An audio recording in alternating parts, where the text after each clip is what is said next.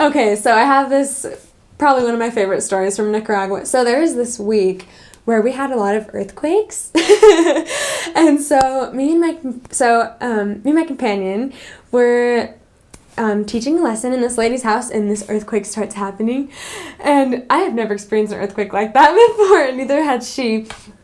And so the lady gets up from the lesson and is like, oh, I need to go get my son from school. So she runs up, and we're like left in her house. And so we go outside, and the earthquake stops. And, everybody's in the streets just like, what just happened? And they do get earthquakes in Nicaragua, so, they're probably more used to it than we were. And, our district leader calls up, well, this is a good excuse to go find people that are in the streets and go contact. So, no break. So then we're like, okay, so we go. Lots of people in the streets because of the earthquake.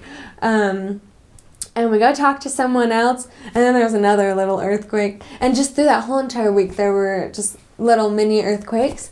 And normally, more like at nighttime, there would be more earthquakes. And our mission president told us to move our beds as close to the door as we could get them, have like a backpack ready with all of our supplies and like shoes, just to be prepared, And so we move everything right there, and there was one night that even our neighbors came over to us and asked us, like, do you want to come and stay at our house? Like, I know you guys are alone in your apartment, and, people always from the neighborhood coming to check on us and make sure we were okay, and so it just shows how nice the people are there, and we're just like, it's okay.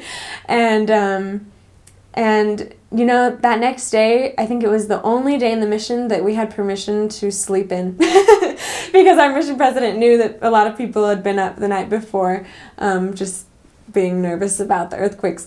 But, it was kind of scary, but it was kind of really fun at the same time because nothing really bad happened. It was just, at least in my area, it was just little earthquakes, but nothing super big that happened. But that was a pretty funny story. After that, we honestly used that as a really good technique to go contact people because we would say so how have you been with all of these earthquakes? It shows that the end of the world is coming.